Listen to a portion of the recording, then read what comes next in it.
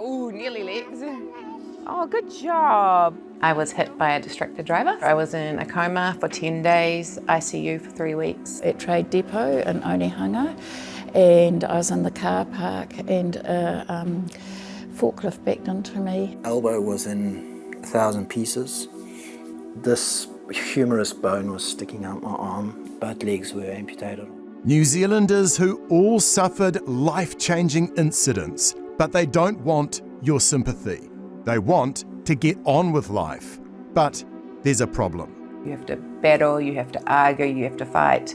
For any amputee in New Zealand, there's only one service available.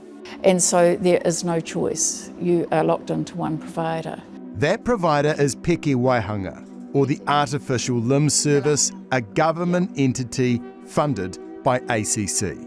But getting timely appointments can be challenging, according to Te Awamutu mother of two, Naomi Carter. And are you in pain at the moment? Yeah. Who's having problems with a poor-fitting socket.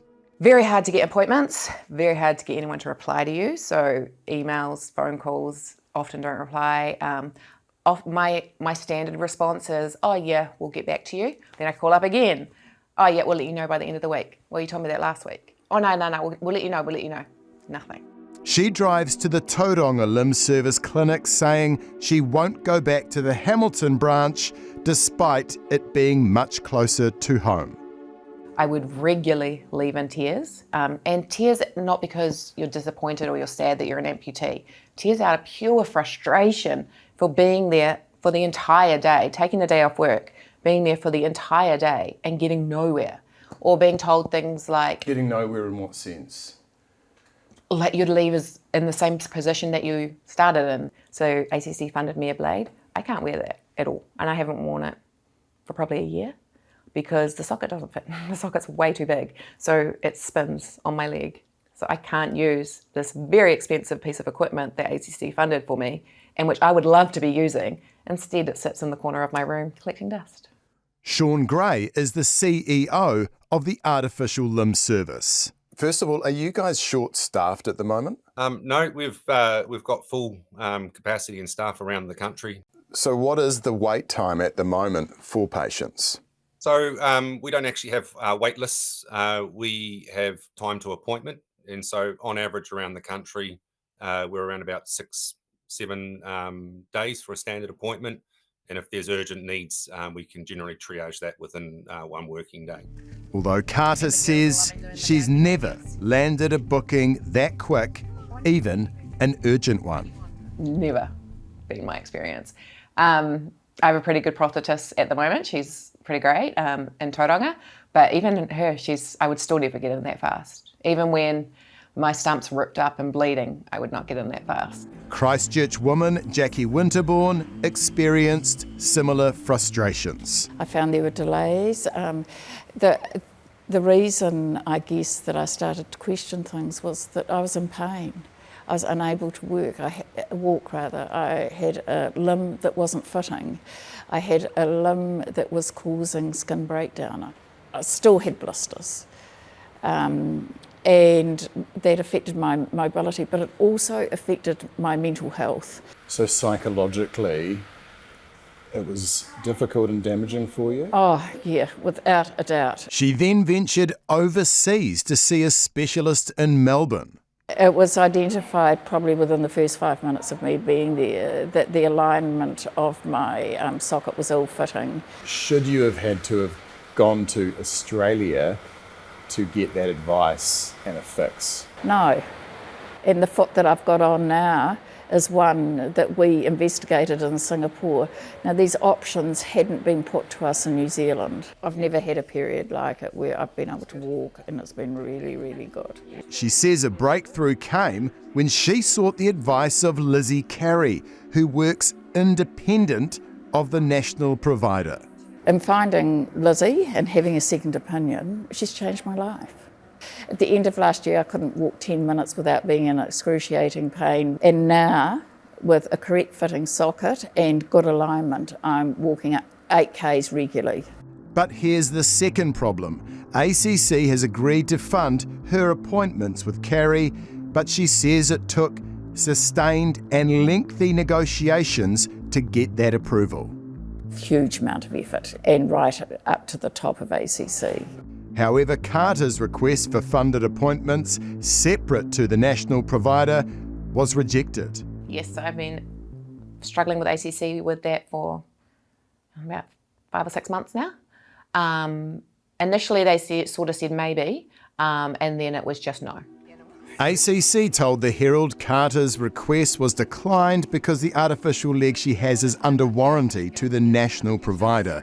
This means no alternative funding is provided. She says amputees should have the ability to choose who provides care, just like you can in other scenarios. So I am a physiotherapist and I get physio regularly, and my injuries are under ACC and I can choose to see any physio I like. But as an amputee, you can only go to Piki Waihanga under ACC funding. Independent specialist Lizzie Carey doesn't think that's right. I do get some funding for a very few limited amount of cases that go through a very long selection process and approval process. So it's very, very minimal. So essentially in New Zealand, have we got a situation where the sole provider has got the whole contract Yes. locked up? Yes, it's a closed contract. And is that wrong, in your opinion? In my opinion, that's wrong. Yeah, I Why? think patients should have choice. And I think having just everybody in a silo and all kind of working in one way means that you do reduce innovation. ACC says amputees do have choice, but if they go to an alternative provider, they must get ACC's approval first. ACC feel that they're giving patients choice, allowing them to come see us, but not fully funding it, and that's not real choice, especially with 6-month delays of approvals. That's not real, that's not manageable and helpful to go forward for these patients. It feels that they're trying to make it so hard for patients to access us that they'll just give up and go back to the limb service and stop complaining and shut up. And that's not appropriate. We need to hear the voices of our people. Sean Gray says the limb service does allow patients to see alternative staff within its organisation. We have a buddy system, so if the person's not happy, we encourage another prosthetist to participate in that interaction. There's also then, if that doesn't meet the person's needs, there's opportunities to see a different prosthetist within that centre or go to another centre. Okay, but do you accept that there is some concern about your service provision?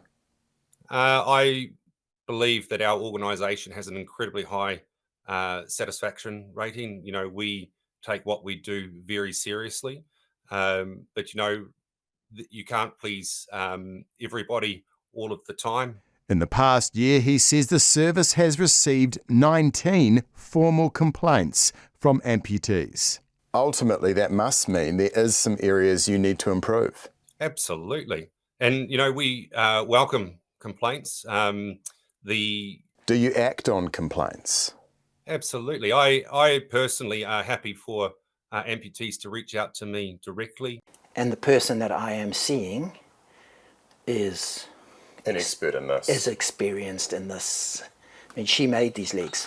Double amputee Ian Winson, who lost his legs in a gas explosion while working for Watercare in 2011, is concerned about delays with ACC, especially when he sought robotic legs. ACC have facilitated this large chunk of money to me, and I'm very conscious of ACC and how much money they have spent on me. Believe me, I'm very conscious and I'm very, very grateful. But I've got a pair of legs that have been funded that I'm not able to use them properly yet because of delays and things like that. And that was my frustration. After what he says was persistent negotiations, he also got funding to see Lizzie Carey. He does not think the national provider is keeping pace with the latest technological advances. Over the last 14 years, there's been progress in terms of leg tech and arm technology, and I just don't think that the required skill set is in the artificial limb service. The limb service pushed back on that claim, saying staff get technology education and are regularly sent to local and international conferences. Winston says he knows the limb service well.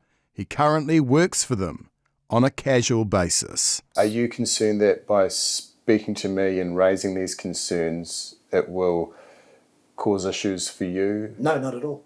And why not? Because I'm speaking the truth. They are extremely busy, and their patient load is not getting any smaller. It kind of breaks my heart a little bit now. My 4-year-old knows when I'm too sore and I have to have my leg off, so she steps up and helps me out, and she's 4, she shouldn't have to do those sort of things. Like, I want to be out playing with her and pushing her on the swing or jumping on the tramp with her or going for walks, but I'm too sore. In 7 years since that accident, would you have hoped that it would have been a lot better? If you had told me 7 years ago that this is where I would be in 7 years, I don't think I would have carried on.